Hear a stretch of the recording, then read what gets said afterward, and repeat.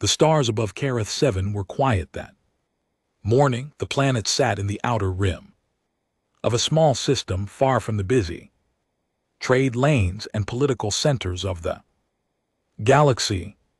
It was a farming world. Green fields stretched across its continents, rivers ran cold and clean. Between low hills, the air smelled of soil and rain. Around 80,000 humans lived there, mostly farmers, engineers, and their families. They grew food, they raised animals, they built roads and schools and small churches with painted windows. It was the kind of world that nobody paid much attention to. That was exactly why the Vorkai chose it. Fleet Commander Shalkathun stood on the bridge of his flagship, the Dominant Will, and watched Careth 7 grow larger on his main screen. He had his hands folded behind his back. His posture was calm and straight, the way it always was before a conquest. He had done this 14 times before. 14 planets, 14 species that had looked up at his ships and then looked down and accepted the truth of their situation. He expected this to be the 15th, though. Vorkai were not a cruel people by their own measure. They did not destroy worlds. They took them. They came in with overwhelming force. They broke any resistance before it could form. They installed their administration and they moved on. It was clean, it was efficient, it was simply how the galaxy worked as far as they were concerned. Strength ruled, weakness submitted. That was the natural order, and humans were weak. Shalkathun had read the reports carefully. Humanity was a young species, only a few centuries into space travel. They had no major alliances, no significant military treaties. Their fleet was small, mostly transport ships and light patrol craft. They had colonies scattered across a dozen systems, but those colonies were thin and poorly defended. They were expanding fast, the way young species always did, full of energy and noise, building and spreading before they truly understood how dangerous the galaxy was. They were about to learn. Behind the Dominant Will, 200 Vorkai warships moved in tight formation. The fleet filled the space around Careth 7's outer orbit like a wall of steel.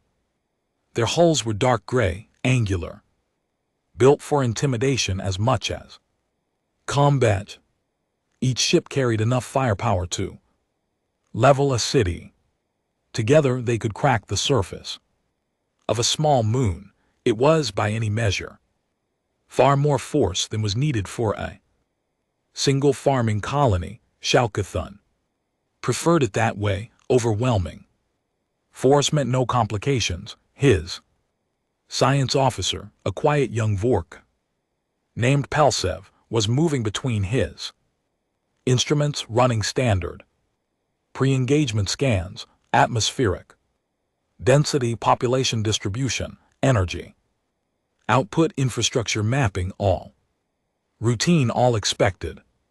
Shalkathun barely listened as Pelsev murmured his findings. Then the human transmission arrived. It came in on all open channels, calm and clear in the standard galactic trade language. The voice belonged to a woman. She spoke without shouting, without panic, without any of the desperate pleading that Shalkathun had heard from frightened colonial administrators on other worlds. Attention, unidentified fleet. This is Director Yeva Market, he of the Careth 7 Colonial Administration. You have entered sovereign human space. Without authorization, you are advised to stop your approach and identify your intentions. Please be aware that a colonial distress and response beacon has been activated. We ask that you withdraw. This is our only warning. The Bridge was quiet for a moment after the message ended, then one of the senior officers made a low sound that was almost a laugh. Another shook his head. Slowly, Shaukathun allowed himself a small smile, one warning from a farming colony with no warships in sight. The woman had nerve, he would give her that. But nerve without strength was just noise, he told his communications officer to send a standard response, the Vorkai formal declaration of territorial claim, the document they sent to every species they were about to subjugate. It was polite in its way. It explained the situation clearly. It gave the population a choice between cooperation and suffering. He did not expect a reply. What he did not tell anyone on the bridge was that the transmission had bothered him slightly. Not the words themselves. The tone. Director Market he had not sounded afraid, she had sounded like someone who had already made a decision and was simply informing others of it. That was not the voice of a woman watching 200 warships appear above her world. That was the voice of someone who believed she held a position of strength. Shaukathun told himself she was bluffing. All politicians bluffed. He turned his attention back to the planet. He was already thinking about the landing zones, the population centers, the quickest way to establish ground control. He was thinking about the logistics report he would file when this was done, and the small ceremony his crew would hold to mark the 15th conquest. He was already moving past this. Behind him, Pelsev's voice broke the quiet. Commander, the science officer said. There was something odd in his voice. Not alarm. Not quite, something closer to uncertainty, which was not an emotion Pelsev usually expressed. I am reading. An anomalous signature. Define. Anomalous, Shaukathun said without turning around. Heat output radiation. Pattern inconsistent with a very large drive system. A pause, the sound of instruments being checked again, rechecked. It is coming from the dark side of the colonies. Moon, Shaukathun turned then. A ship, I believe so, Commander. But the scale of the reading is. Pelsev stopped, looked at his screen. Looked again. It is larger than expected. I may be reading an error in the instrument. Check the instrument, Shaukathun said. I have, sir, 3 times. Another officer spoke up from his station, pulling data to his own screen. I am also reading it, Commander. The signature is real. It appears to be coming from deep within the moon's shadow, possibly anchored on the far surface or positioned just behind the lunar body. What class of vessel could produce that output? Shaukathun asked. The officers exchanged a look. Nobody answered right away. That itself was unusual. We have no classification on file that matches these readings, Pelsev said finally. His voice was very careful now, measured like a man choosing his words, so that they would not sound like the words he actually wanted to say. Whatever it is, Commander, it is very large. Shaukathun looked at the moon on his screen, dark, quiet, sitting there, the way moons always sit, heavy and still. The shadow on its far side was just shadow, just absence of light. Nothing to be afraid of. He thought again about Director Market.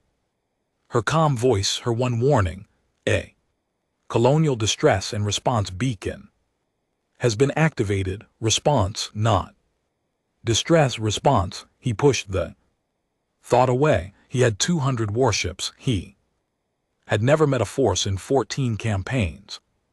That could change what that meant. Whatever was behind that moon, it was one vessel. It did not matter how large. It was, keep monitoring it, he told. Pelsev, if it moves, inform me. Immediately, he turned back to the planet. He went back to his logistics. Planning on the screen at the very edge of the lunar shadow, something enormous began, very slowly, to move. The first thing that moved was the shadow, not the ship itself, not yet. Just the shadow it cast.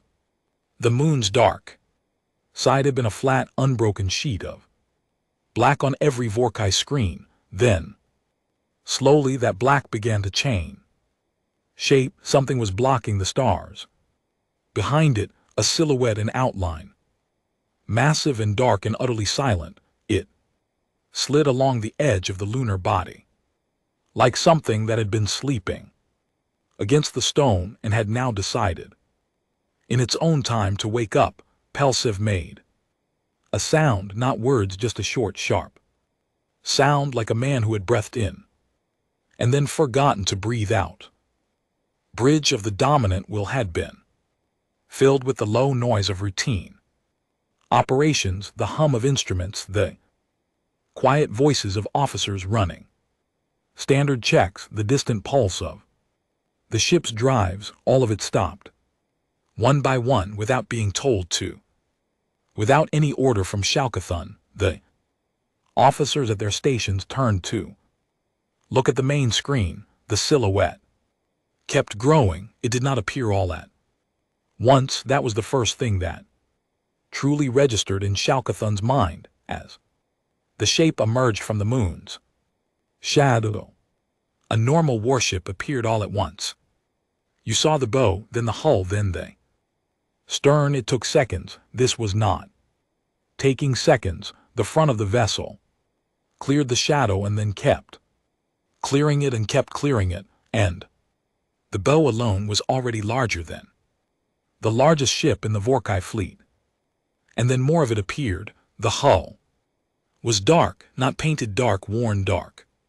The color of metal that had been through heat and pressure so many times that the surface had changed its nature entirely. There were scars on it, long ones, deep gouges that ran across entire sections of the hull, like claw marks from something even bigger. The plating was layered thick, stacked on top of itself, like the scales of an ancient creature. Each layer presumably there because something at some point had gotten through the one before it. The ship had been hurt before many times, and it had survived all of it. The main battery turrets came into view next, gun emplacements the size of city blocks, barrels that could have housed entire buildings. They sat in rows along the upper hull, evenly spaced, angled slightly upward, like the fingers of a hand that had not yet decided to close into a fist. Shalkathan counted them without meaning. 2. He stopped counting at 30, and the ship was still coming, still coming. Drive section finally cleared the shadow last, and when it did, every pilot in the Vorkai fleet received a proximity alert, because the thermal output of those drives, even at low idle, was enough to register as a star on their heat sensors. The plumes were the color of white fire. They were not burning hard. The ship was barely moving, and even at barely moving, it covered the distance of a small continent between one breath and the next. On the main screen, a small label resolved in the center of the vessel's hull. Human letters, large enough to be read from space. Pelsev translated it aloud in a voice that had gone completely flat and empty of expression. UWSC Ares. Unbound. Nobody spoke. Shalkathan stood very still. He was looking at the ship the way person looks at something their mind is not entirely willing to accept. He was a veteran. He had seen big ships. He had commanded big ships. He understood scale and firepower and the geometry of battle. His mind was trying to apply all of that experience to what was on the screen in front of him and finding that the numbers did not fit, the categories did not fit. The concepts he had used for 14 successful campaigns were bending under the weight of what he was looking at. The Ares Unbound was not a warship, any sense the word usually carried. Warships were built for war. This had been built as war itself, shaped into a vessel, given a name, and then pointed at things that needed to stop existing. It was a mobile fortress, no, a mobile city, but a city whose every building was a weapon system, whose every road was a targeting corridor, whose every wall was armor so thick that the science officers' scans could not determine where it ended. It moved through space, the way a mountain would move if mountains could decide to do so, not with speed but with a kind of slow, inevitable weight that made speed irrelevant. Several things happened on the bridge at once. A junior officer stood up from his station. He did not request permission. He simply stood up and then stood there, not doing anything, just standing, because his body had decided that sitting down was not appropriate given what was on the screen. Another officer's hands had stopped moving over his controls. He was staring. His jaw was open. He was not a young officer. He had been in the fleet for 30 years. He had fought in 2 wars. At the back of the bridge, someone made a very quiet noise that Shalkathan chose not to identify. He forced himself to speak. It was important to speak. Silence was how fear spread on a bridge. His voice came out level. He was proud of that. Weapons range, he asked. Officer responsible for tactical assessment looked at his screen, looked at it for a long moment.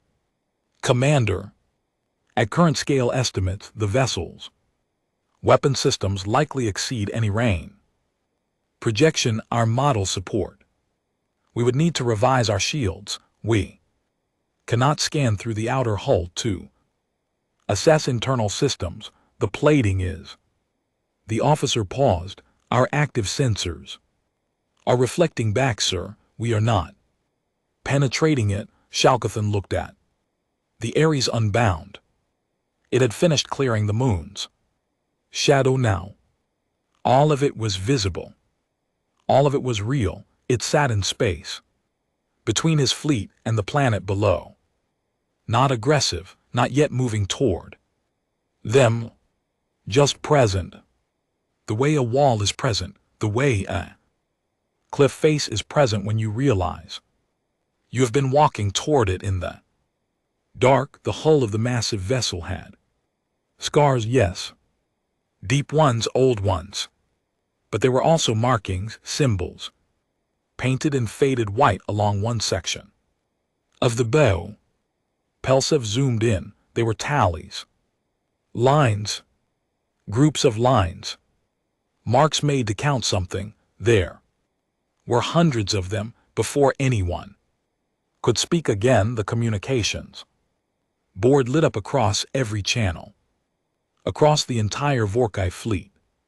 Simultaneously, the voice that came through was unhurried, calm, slightly rough, like a person who spent more time giving orders than making conversation. Fleet Commander, this is Admiral Dione Ose of the UWSC.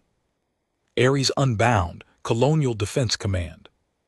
You have entered human sovereign space without authorization and have begun an approach toward the civilian colony of Karath 7. You were given one warning by Director Markety. I am giving you a second as a courtesy only. You have 60 seconds to acknowledge the colony's demand and begin withdrawal. After 60 seconds, I will be authorized to respond under colonial defense. Directive 1. I recommend you use the time well. Pause, then almost as an afterthought. The clock is running, Shalkathan looked at the screen, at the ship, at the tallies on its hull, at the gun. Batteries that could probably reach him already and were not yet pointed at him. Only because the humans had decided to give him a clock to watch first. He was Fleet Commander Shalkathan. He had 14 conquests to his name. He had never once, in his entire career, felt what he was feeling right now. He turned to his communications officer and began to speak. Then he stopped. He did not know what to say. Shalkathan found his voice after several seconds. He ordered the fleet to hold position. He ordered weapons armed. He ordered shields raised across all 200 ships. Because doing something, anything, was better than standing still with nothing but that enormous shadow on the screen, and 60 seconds ticking down in his head. The orders came out of him automatically, the way old habits do when the mind is busy with other things. The other thing his mind was busy with was the tallies on the hull of the Ares Unbound. Hundreds of them, maybe more. He had not been able to count them all before Pelsev had pulled the view back. But he had seen enough. Each mark, he understood, represented something: ships destroyed, battles won, planets defended. Maybe something worse than any of those. They were the record of a weapon that had been used many times before, kept not as decoration, but as memory, as statement: I have done this before, many times, and I am still here. From the back of the bridge, Subcommander Veth moved forward quietly. Veth was younger than most of the senior officers. He was careful, methodical, and he had a habit of reading intelligence files the way other officers read entertainment thoroughly. And late into the night, he had a data tablet in his hand. His face was doing something complicated. Commander, Veth said, stopping beside Shalkathan. He kept his voice low. I have been pulling records on the human military since the ship appeared. I think you should hear what I found. Shalkathan looked at him. Make it brief. Veth looked down at his tablet.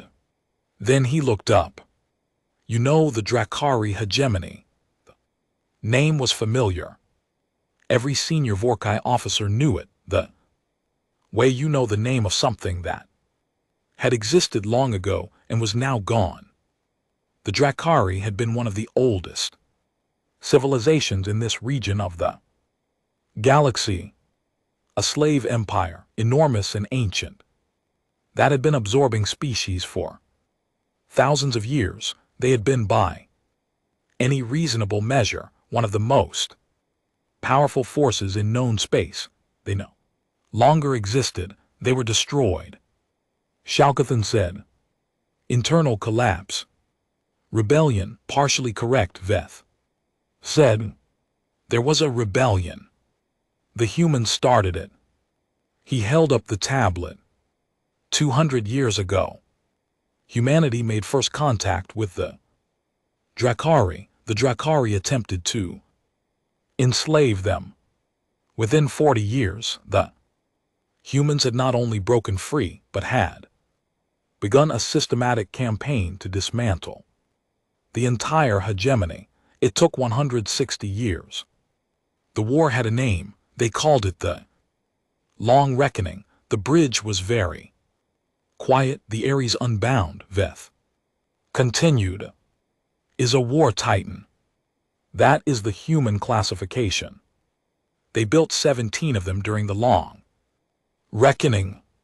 They were not built to fight other ships. They were built to fight the Drakari's own capital weapons, planet cracker platforms, mobile fortresses, deep space siege engines, things that no normal warship could touch. He paused.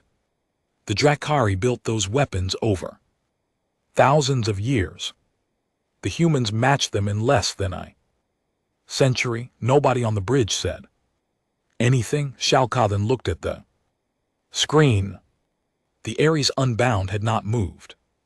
It was simply sitting there, enormous and patient, with 43 seconds left on the clock that Admiral Osai had given him. How many war titans do they currently have? He asked. Veth was quiet for a moment. The records are not fully current, Commander, but based on what is available, 12 active, 3 in reserve. Status 2 in refit. He stopped. The Ares Unbound was listed as reserve, sir. It was parked here, dormant. The colony's beacon activated it. Shalkathan turned and looked at Veth directly. He needed to be sure he had understood that correctly. This was the reserve asset. Yes, Commander, they sent the reserve. They did not send it, Veth said carefully. It was already here. It was the closest available vessel. The silence that followed that sentence was the heaviest silence Shalkathan had ever experienced on a bridge in 30 years of service. Closest available, not there. Best option, not a dedicated response. The nearest thing they had, which had been parked near a farming colony. Dormant, the way you store a tool you do not currently need, but want nearby in case something comes up. The humans had a farming world in the outer rim, and they had parked a continent-sized war machine near it as a precaution, the way a farmer keeps a loaded weapon by the door, not because they expect trouble, but because the universe is large and sometimes trouble comes anyway. He thought about the other 12, active, presumably positioned at other human colonies, other farming worlds, other quiet places, in the outer rim where people grew food and raised children and went about their lives under the distant, patient shadow of things built to destroy anything that came too close. His hands were trembling. He noticed it the way you notice a small thing in a moment of very large things, distantly, with a part of the mind that is still working normally while the rest has stopped. He looked at the screen again, at the gun batteries, at the hull that his sensors could not penetrate, at the drive, plumes burning white and calm, at the tallies, 41 seconds. There is something else, Veth said. His voice had dropped further. He was reading from the tablet. After the long reckoning, most species expected humanity to expand aggressively. They had the military power. They had the momentum. Nobody could have stopped them.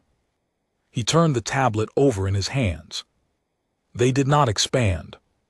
They went home. They passed what they call the colonial defense directives, a set of laws governing when and how their military is permitted to act, defensive posture only, outside of specific circumstances, meaning they do not attack, Shalkathan said, meaning they wait to be attacked, Veth said, and then they respond. He looked up from the tablet and at the main screen, at the Ares Unbound. We attacked, Commander.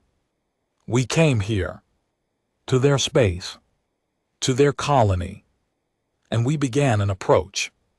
We activated the beacon. We started the clock, Shalkathan said. Nothing, the colony administrator warned us, Veth said.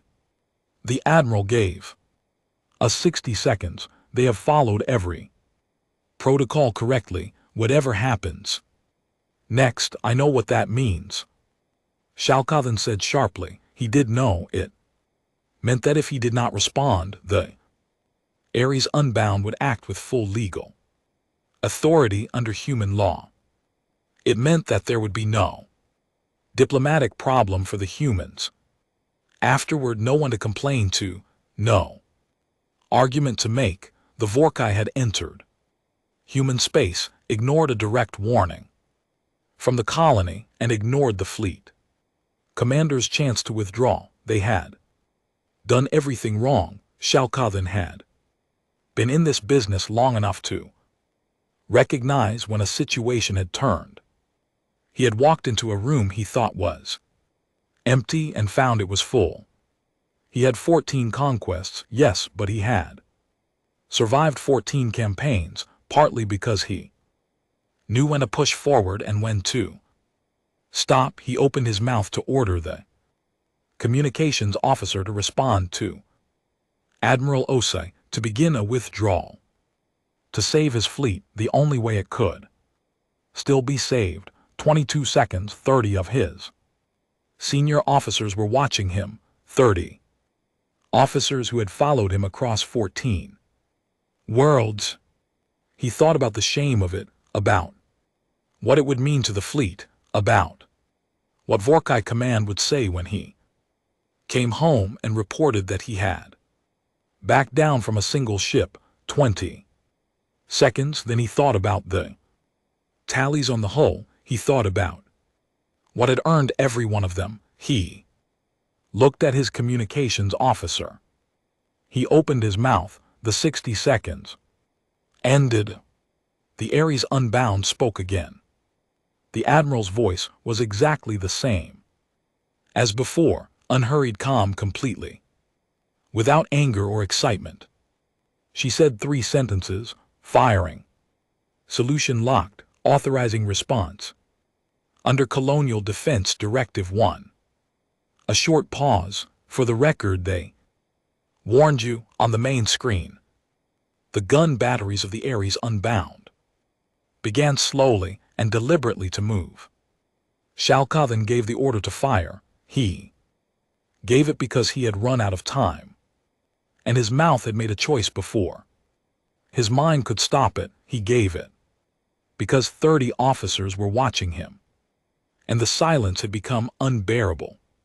He gave it because some old, deep part of him, the part that had built 14 victories out of nerve and instinct, refused to believe that one ship, no matter how large, could hold against 200. He would remember giving that order for the rest of his life. Every warship in the Vorkai fleet opened fire at the same moment. 200 vessels, thousands of weapon systems. The space between the fleet and the Ares Unbound became a solid wall of energy beam, weapons, kinetic rounds, explosive projectiles. Everything they had, all of it, converging on a single target. It was, by any calculation, enough firepower to crack a small moon, enough to strip the surface off a planet, enough to simply erase most things that existed in space. It hit the Ares Unbound like rain hits a mountain. The shields absorbed the first wave without any visible strain. The energy weapons diffused across a barrier that didn't even flicker. The kinetic rounds slowed and stopped as if they had hit deep water. The explosives detonated against the outer field and produced light and heat that the War Titan's sensors noted with the same interest a person shows when a moth bumps against a window.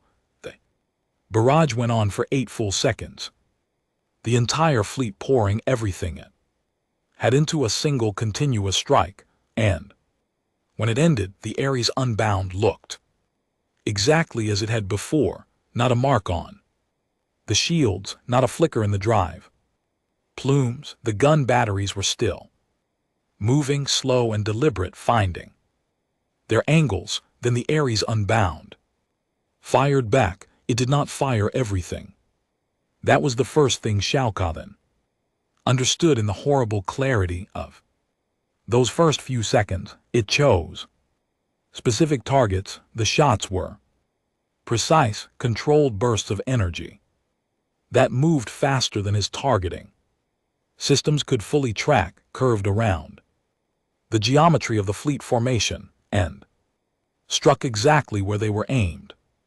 The first wave hit the drive sections of the 12 nearest Vorkai warships, not the hulls, not the weapons, the drives. All 12 vessels went dark simultaneously, coasting still intact, still pressurized, their crews alive and unhurt but completely unable to move. The second wave, 3 seconds later, took the weapons arrays off another 20 ships. Again targeted, again precise. The crews were not killed, the ships were not destroyed.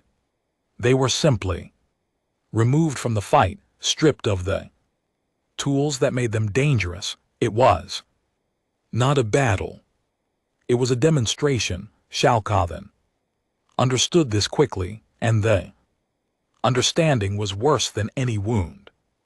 The Ares Unbound was not trying to destroy his fleet, it was taking it apart piece by piece, the way a technician dismantles a machine, methodically, without anger, with complete confidence that the machine has no capacity to resist. It was showing the Vorkai fleet exactly how outmatched they were, and it was doing so with the minimum force necessary, because more was not necessary. That restraint was the most frightening thing Shalkathan had ever seen in combat. He ordered evasive maneuvers.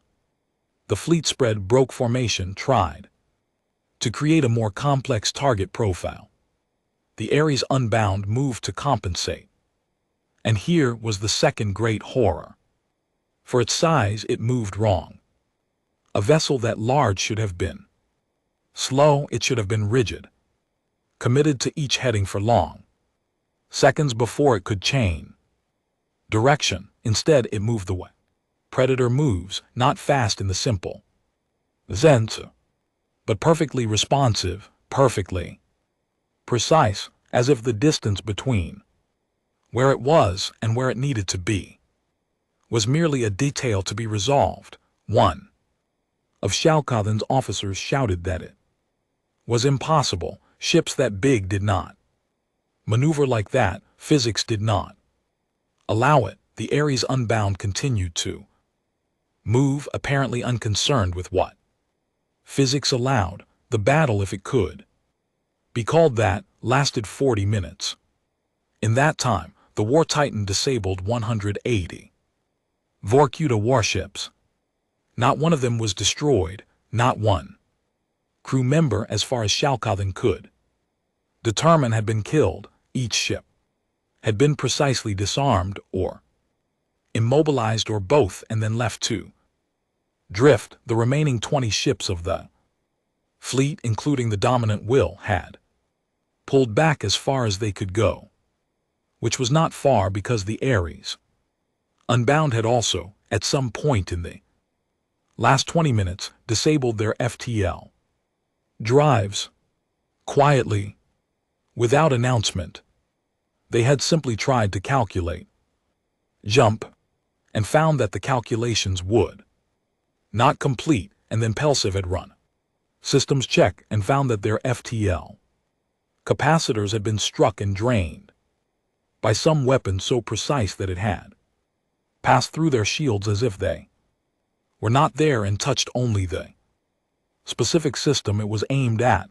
They were caught, held in place in their own fleet formation by a vessel that had not yet shown them anything close to its full capability. At one of the lower gun stations, a young Vorkuta gunner named Des sat very still at his post. He was 23 years old. He had joined the fleet because it was a secure career, with good pay and reasonable danger, or so he had thought. He had grown up hearing about the Vorkuta conquests, the strength of the fleet, the certainty of their dominance. He had believed it. The way young people believe things that the older world tells them about itself. He was not crying exactly. His eyes were wet. His hands were pressed flat on his console so that nobody would see them. Shaking, he was watching the Ares, unbound on his small secondary screen, and thinking with terrible clarity, a single thought, that he had sailed to this system with 200 ships and absolute confidence, and that on the other side of that metal hull, behind those guns and that armor and those drive plumes, there were humans, just humans, the young species, the soft species, the farmers sitting at their own consoles doing their jobs, and they were not afraid.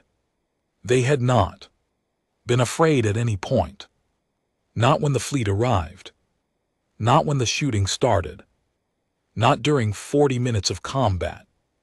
Because they had built this thing, they had climbed inside it, and they knew what it could do, and they knew what it had done before, and the tallies on the hull meant something to them that was different from what the tallies meant to him. To him, the tallies were a warning.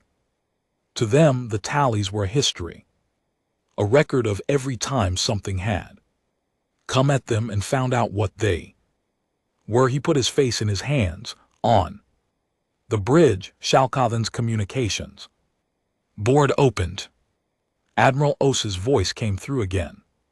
Still calm, still unhurried. Fleet Commander, your fleet has been immobilized. Your weapons have been disabled. You are not in danger, and your crews are not in danger. I want to be clear about that. No one will be harmed. A pause. But you are not leaving this system until we have had a conversation. I suggest you open a channel. Shalkathan looked at the screen, at the 20 ships he still had, drifting, weapons dark, unable to run, at the 180 others scattered across the orbital space like leaves after wind, at the Ares unbound, holding position between all of them and the planet, its drives burning white and patient. He had 14 conquests. He had never surrendered. Not once, not to anyone. He reached out and opened the channel. When he spoke, his voice came out steady. He was proud of that too. Even here, even now, his voice came out steady. Admiral Os, he said, this is Fleet Commander Shalkathan of the Vorkuta Imperial Fleet. He breathed in. He breathed out. We surrender.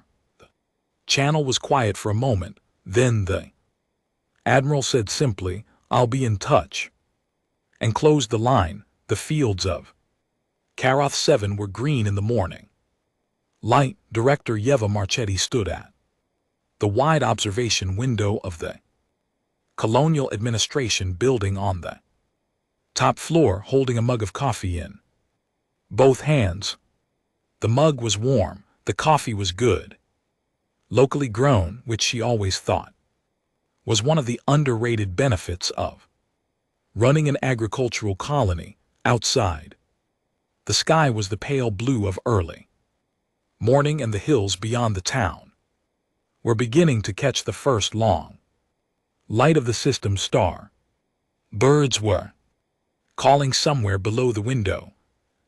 Supply drone hummed past on its morning run. It looked like any other morning. It felt like any other morning. Above the sky, invisible from the ground but visible on the building's tracking display, 200 disabled Vorkuta warships sat in a loose formation in low orbit, surrounded by 8 colonial defense escort vessels that had arrived 4 hours after the battle ended. The escorts were small by comparison to the Ares unbound, quick maneuverable patrol craft, the kind the colony's own small defense force operated. They were circling the captured fleet with calm efficiency, beginning the long process of safe containment and documentation. The Ares, Unbound itself had not left. It sat further out, beyond the orbital band, not needed for the escort operation, but present anyway, watching the way old things watch, without obvious attention but without ever really looking away. A small hand tugged at Marchetti's sleeve. She looked down. One of the town engineer's daughters had come in with her mother for the morning shift and had wandered up to the observation floor, as children in small colonial administration sometimes did. She was maybe 8 years old.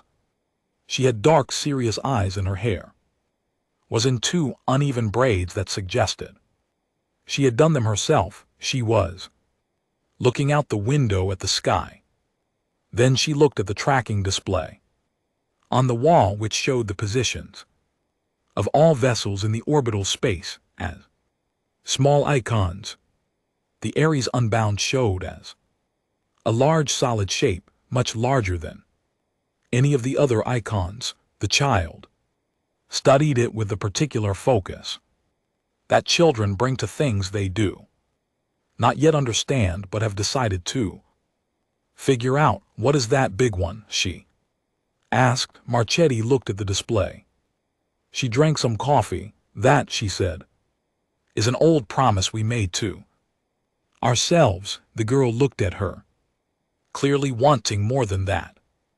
Marchetti thought about how to explain it. She thought about the long reckoning, and the Dracari, and the 160 years of war that had produced the war titans. She thought about the generation of humans who had built those ships not in comfort or safety, but under occupation, under threat, in secret and in desperation and in fury, and who had built them not just to win a single battle, but to make sure that no one would ever look at humanity again and see only something easy to take. She thought about the choice that had been made afterward, to put those ships in reserve rather than use them to conquer, and what that choice said about the people who had made it. She was not sure all of that was right for an 8-year-old. Before breakfast, it keeps bad people from hurting us, she said instead. Girl considered this seriously. Then she nodded, apparently satisfied, and went to look for her mother. Marchetti turned back to the window and her coffee. Outside, the morning went on being a morning. Aboard the dominant will, in the quiet of the officers' quarters, Sub-Commander Veth sat at his small desk with his data tablet. He had not slept. He was not sure he would sleep for some time. The ship was still drifting in its captured position, the lights at half power to conserve energy from the damaged systems. The rest of the bridge crew had been stood down. Some of them were sleeping. Some were talking quietly in the mess. Commander Shalkathan was in his own quarters with the door closed and nobody had knocked on it. Veth was reading. He had continued his intelligence file on humanity after the battle ended, because he needed to understand, and because understanding was the only thing he had left to do that felt useful. He had read about the long reckoning in more detail. He had read about the colonies and the trade networks and the political structure. He had read about the colonial defense directives and what they meant in practice.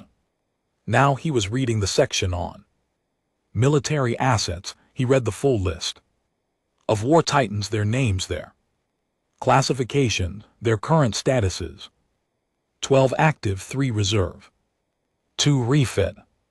He had known these numbers. Veth had told Shalkathan these numbers on the bridge, but reading them again now, after 40 minutes of watching the Ares Unbound dismantle 200 warships with the calm focus of someone completing a Routine task, the numbers meant. Something different, 12 active war. Titans, 12, parked near human colonies. Across the outer rim like guard dogs. Dormant waiting, each one of them. Equivalent to what he had just watched.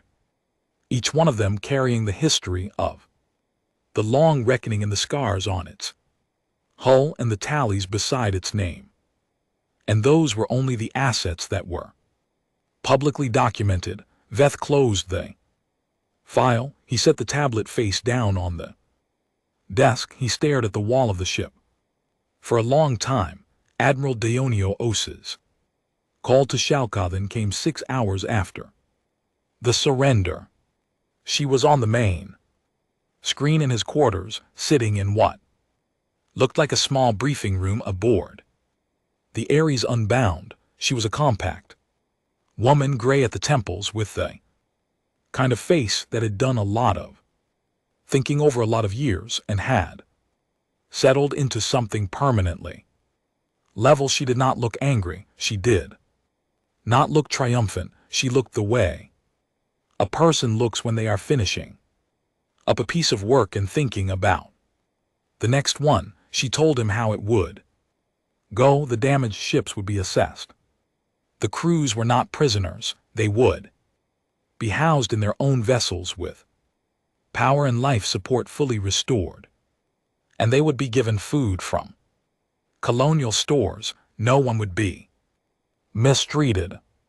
When the formal documentation was complete and the diplomatic channels between the Vorka and human governments had been opened, which she expected would happen within a few weeks, the fleet would be escorted to the border and keys released. Shalkathan would go home. Most of his people would go home, whole. Alive. I want you to understand something, Admiral Osai said. She spoke plainly, without cruelty. We did not want this. We have never wanted war. We have not launched an offensive military action in 90 years.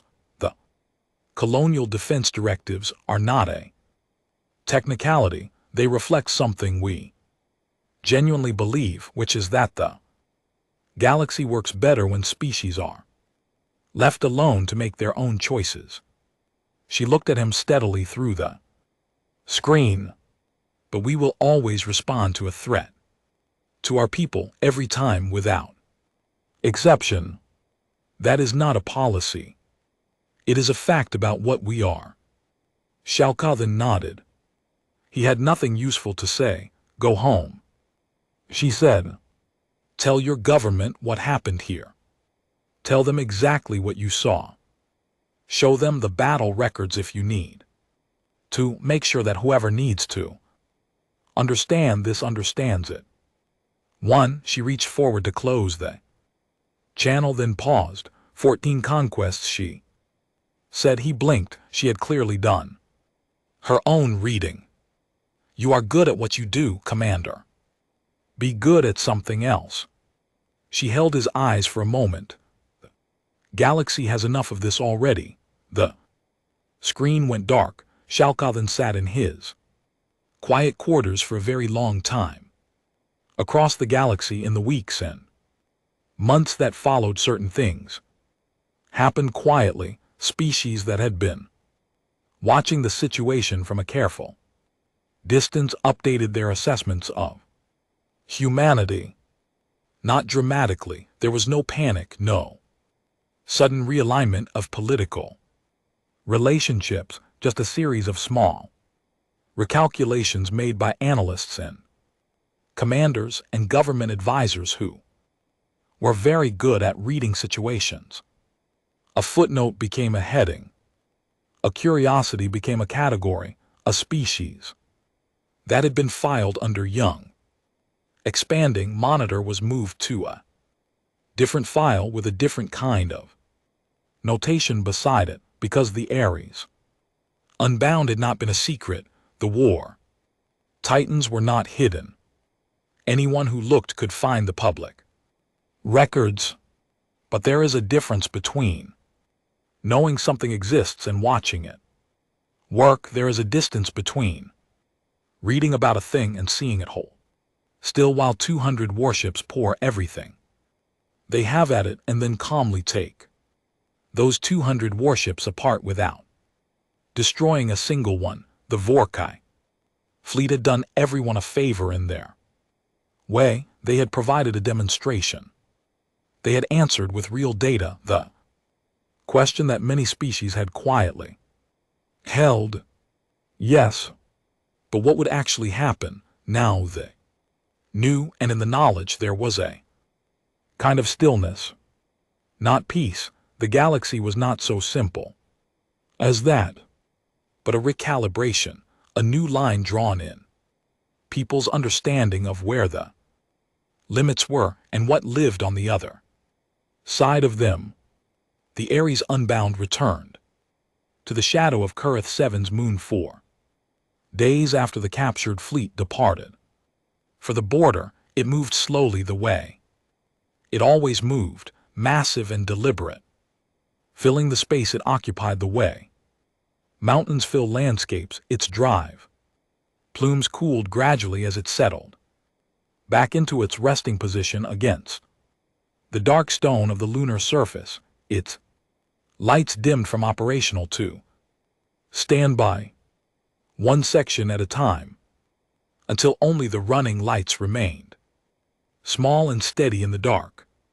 It went back to sleep, patient the way old things are patient, the way things are patient when they have already been through the worst the universe had to offer, when they have the scars to prove it, and when they know with the deep, settled certainty of lived experience that whatever comes next, they have been through worse before, and they are still here on Kurith 7. The morning continued. The field stayed green. The birds kept calling.